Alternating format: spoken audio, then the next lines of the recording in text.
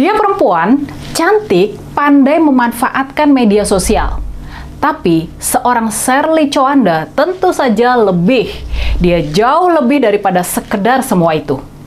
Memimpin Provinsi Maluku Utara yang sedang panen investasi, terutama di sektor pertambangan nikel, di mana pertumbuhan ekonomi melesat sampai dengan 34,58% di kuartal pertama tahun 2025 ini, Gubernur Sherly Coanda menghadapi masalah ketimpangan ekonomi di wilayah yang dipimpinnya itu. Tingkat kemiskinan sekitar 6,32%. Padahal di dua kabupaten yang menjadi pusat industri pengolahan nikel, yakni Halmahera Timur dan Halmahera Tengah, angka kemiskinan mencapai 10,71% dan 11,91%. Inilah tantangan besar yang dihadapi kepemimpinan Ibu Sherly. Sanggupkah dia memeratakan berkah industri tambang menjadi kesejahteraan rakyat? Ataukah bisa jadi juga seperti yang terjadi di banyak daerah dan negara lain, Maluku Utara bakal terkena kutukan kekayaan alam. Provinsi itu melakukan eksploitasi besar-besaran terhadap sumber daya alamnya, cuma buat memperkaya segelintir elit bisnis dan kekuasaan.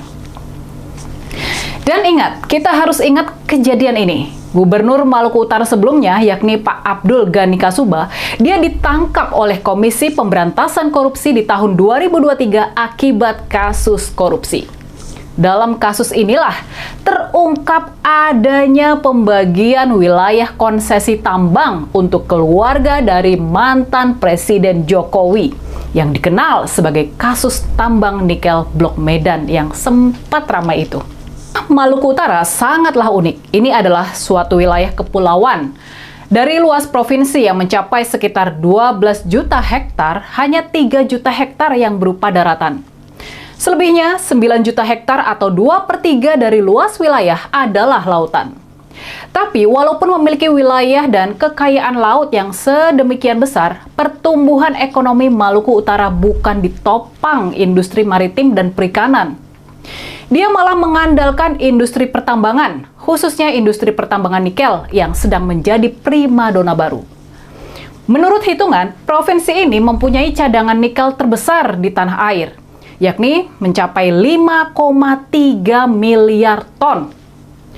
Menurut dokumen Rencana Tata Ruang Wilayah Maluku Utara tahun 2023 sampai dengan tahun 2042, sebanyak 1,2 juta hektar tanah di provinsi tersebut sudah berada di bawah pendudukan industri tambang. Ini setara dengan 40% dari total daratan di provinsi tersebut. Dari jumlah sebesar itu, sekitar 300.000 hektar atau seperempatnya dikuasai oleh perusahaan pertambangan nikel. Dengan jumlah penduduk hanya 1,3 juta jiwa, mestinya kekayaan alam Maluku Utara kalau dikelola dengan benar dan adil, mestinya sumber daya alam itu bisa mensejahterakan rakyat dan mempersiapkan provinsi tersebut untuk menjalankan kegiatan-kegiatan ekonomi berkelanjutan demi masa depan anak cucu mereka. Tapi sayangnya, walaupun provinsi ini menyumbang kegiatan ekonomi besar dalam bentuk pertambangan, anggaran pemerintah Provinsi Maluku Utara hanya 3,3 triliun. Dari jumlah ini, sebesar 2,5 triliun adalah transfer pembagian dari pemerintah pusat.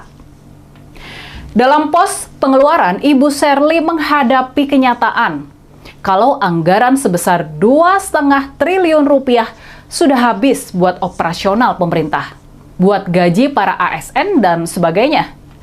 Cuma tersisa sekitar 450 miliar saja buat pembangunan. Makanya, tantangan yang dihadapi oleh Ibu Sherly sesungguhnya sangat berat. Dia harus bisa mengubah struktur pengeluaran sehingga dana yang dimiliki oleh pemerintah provinsi buat pembangunan jadi lebih besar.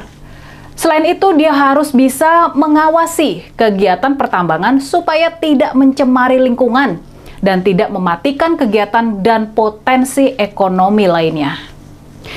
Yang terakhir, Ibu Sherly harus bisa menarik investasi untuk kegiatan-kegiatan ekonomi non-pertambangan, khususnya kegiatan ekonomi maritim dan perikanan yang lebih berkelanjutan. Di balik pesonanya yang memikat itu, kini Ibu Sherly menghadapi persoalan konflik-konflik di antara kegiatan pertambangan dan masyarakat adat. Kebijakan hilirisasi nikel yang menjadikan Maluku Utara sebagai pusat pengerukan dalam rangka menopang pertumbuhan ekonomi nasional berhadapan dengan kehidupan masyarakat setempat. Dan saat ini, di Mabasangaji, di Kabupaten Halmahera Timur, ada 11 warga yang menolak kegiatan pertambangan dipenjarakan. Sementara itu, masyarakat adat Wayamli yang melakukan protes terhadap kegiatan pertambangan menjadi korban kekerasan aparat. Dan yang lebih parahnya lagi, nah ini nih yang harus jadi perhatian serius Ibu Sherly. Menurut penelitian Nexus Foundation dan Universitas Tadulako, ditemukan kandungan racun arsenik dan merkuri pada ikan tangkapan di Teluk Weda oleh nelayan setempat. Ini kemungkinan akibat kegiatan di kawasan industri Weda Bay, dan sudah pasti ini benar-benar berbahaya. Jadi, di balik kemilau konten-kontennya yang sering viral di media sosial, sesungguhnya Ibu Sherly ini menghadapi banyak masalah pelik di kehidupan nyata. Provinsi Maluku Utara bukanlah daerah yang mudah buat di-manage. Kondisi geografis dengan keterbatasan akses ke banyak daerah membuat banyak masyarakat Maluku Utara terperangkap dalam kemiskinan dan sulit buat dijangkau dan diberdayakan. Tapi tentu saja masyarakat Maluku Utara mestinya bisa punya harapan pada sosok Ibu Sherly Coanda yang out of the box ini, yang benar-benar baru ini. Perempuan berumur 42 tahun ini masuk ke politik dan terpilih menjadi gubernur setelah musibah yang menimpa suaminya, yakni politisi Benny Laos, mantan Bupati Pulau Morotai. Ibu Sherly sendiri lahir di Ambon dan menamatkan kuliah manajemen bisnis internasional di Universitas Petra, Surabaya. Dia kemudian melanjutkan pendidikan double degree di Inholand University of Applied Sciences di Belanda dan lulus pada tahun 2004. Sebelum terjun ke politik, Ibu Sherly adalah pengusaha. Dia adalah direktur di PT Bella Group, perusahaan yang dirintis oleh mendiang suaminya. Grup ini bergerak di sektor konstruksi, perdagangan bahan material, pelayaran, perikanan, hingga perhotelan. Tantangannya sekarang, sanggupkah Ibu Sherly memanfaatkan modal besarnya, pesona besarnya, buat benar-benar menjadi ibu bagi semua warga Maluku Utara? Sanggupkah Ibu Sherly memanfaatkan demam tambang nikel menjadi kesejahteraan dan pemerataan buat warganya? Dan yang terpenting, sanggupkah Ibu Sherly kelak mentransformasi ekonomi Maluku Utara yang sekarang sangat bergantung pada pertambangan menjadi ekonomi non? Ya, menarik sekali penyampaian dari Saudari Ibu Doyo ya, Ibu Gubernur cantik tapi banyak masalah gitu ya. Tadi saya lihat judulnya begitu. Ini soal tambang juga ya. Dan baru-baru ini juga soal pulau.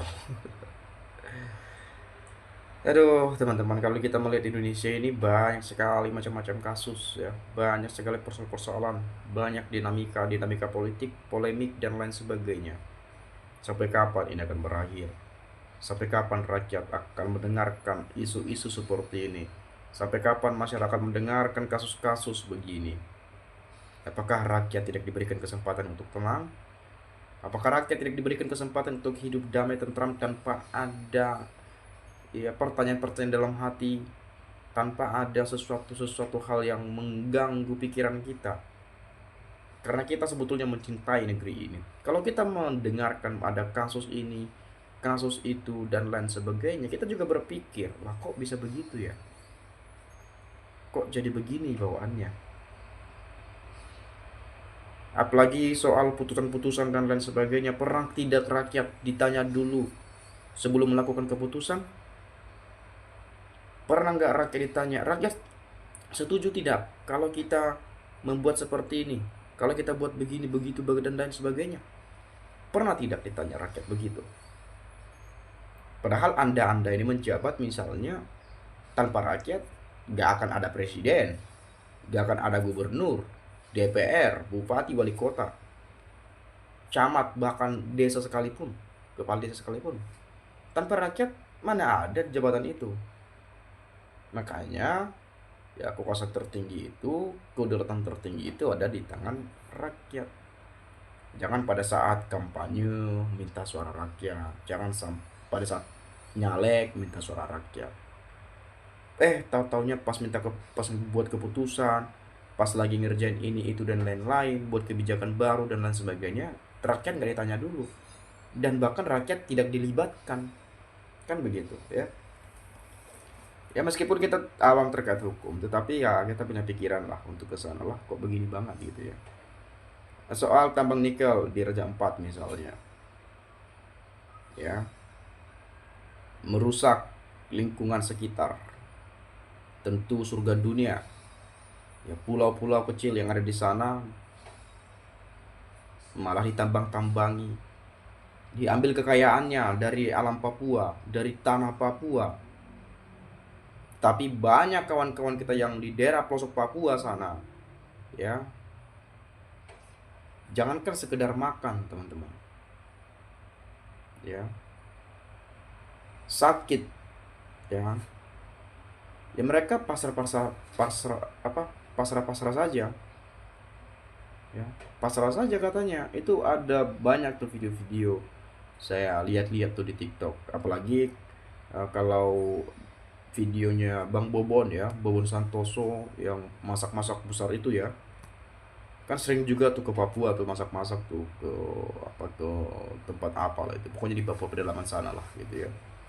Masih banyak mereka-mereka yang kalau sakit ya paling yang datang ngobati, yang memeriksa ya teman-teman TNI yang ada di sana, satgas-satgas itu. Rumah sakit jauh, sekolah mungkin hanya kelas 1 SD, kelas 2, atau hanya 3 kelas, 4 kelas, 5 kelas, dan lain sebagainya. Ya. Lalu kemudian udah begitu sekolahnya, kadang-kadang sekolah harus nyebrang. Kemana-mana harus nyebrang dan nyebrang. Ya. Padahal kekayaan alam Papua itu diambil semua. Tidak semua sih, tapi banyak lah gitu ya. Makanya ada peribahasa mengatakan bahwa Papua berdiri di atas emas, tapi berjalan tanpa alas. Itu ada itu. Ya. Misalnya lagi kemarin ada Pulau Aceh ya, 4 Pulau Aceh. Ya meskipun Presiden Prabowo sudah perintahkan ya Tito Karnavian, Kemendagri, ya bahwa itu memang punya Aceh ya. Itu sudah diputuskan beberapa hari yang lalu, dan sebelumnya kan digugat tuh biar diserahkan ke Sumut atau mungkin dikelola bersama atau apalah itu ya. Bisa-bisanya seperti itu. Rakyat kan nanti jadi gaduh, jadi ribut ya. Makanya saya katakan tadi, jangan asal main putuskan ini itu. Pernah nggak ditanya rakyat setiap mengambil keputusan? Pernah tidak rakyat ditanya pada saat ingin mengeluarkan kebijakan dan lain sebagainya? Ya, soal pagar bambu misalnya, yang di Tangerang dulu, udah bagaimana beritanya itu? Pertamax oplosan, udah bagaimana beritanya itu? Ya, soal judol, udah gimana ceritanya? Macam-macam kasus teman-teman, banyak sekali. Blok Medan lagi, minyak goreng, ya. OCCRP yang menobatkan Pak Jokowi menjadi tokoh terkorup nomor 3 di dunia. Ijazah palsu, pemakjulan, dan lain sebagainya. Banyak sekali teman-teman. Sampai kapan negeri ini, sampai kapan Indonesia yang kita cintai ini, ya terus menerus banyak isu, banyak kasus. Ya memang jelas, memang kita negara-negara hukum, negara yang berdemokrasi. Memang meskipun beda pendapat, berpendapat bebas saja dan lain seterusnya. Ya, tetapi kita juga harus bisa pikirkan bahwa mau kemana arah bangsa ini ke depan, mau kemana rakyat ini nanti akan dibawa. Ada tidak pemikiran pemimpin itu seperti itu? Kita nggak tahu juga ya. Jadi kita ini menaruh harapan baru kepada Presiden Prabowo Subianto. Ya, bagaimana beliau bisa membawa negeri ini menjadi lebih baik ke depan. Kita percaya kepada Presiden kita Prabowo Subianto ya. Nah, di sini coba kita lihat ya, Shirley harus dengar kritikan yang konstruktif ini. Bu Shirley sebaiknya open untuk turis ya. Turis saja di Maluku Utara karena turisme itu bisa menyasar warga menengah ke bawah asalkan penataan rapih dan konektivitas internasional. Bisa bekerja sama dengan Gubernur Minahasa juga yang menarik turisme asal Rusia, sehingga Indonesia nggak Bali lagi ya. Ibu Shirley harus berhati-hati dalam setiap langkahnya, jangan sampai dijebak orang-orang licik dengan iming-iming yang kemilau. Lagi-lagi tambang, rakyatnya tetap miskin, pejabat dan oligarkinya makin moncer, hidup terang benderang di atas penderitaan rakyat. Saya dengar pidato Bu Shirley saat memberikan beasiswa buat rakyat Maluku, buat rakyat Malut ya, Maluku Utara. Dia bilang kekayaan SDA Malut bisa habis akan terapi, kekayaan yang tidak bisa habis adalah pendidikan. Oleh karena itu, Pemda Malut ya sangat mendukung pendidikan karena dengan pendidikan dapat merubah taraf hidup rakyat. Karena itu program besarnya adalah pendidikan. Tambang lagi ya. Ternyata mungkin benar jika aset negeri kita sudah dikuasai oligarki dan pihak asing, mereka memanfaatkan kekuatan aparat untuk menghalau masyarakat yang menentang tambang. Ya. Tapi nanti diambil dari sana, diambil dari sini, tapi yang pembangunan yang terus melejit di Pulau Jawa sana. Kan begitu ya.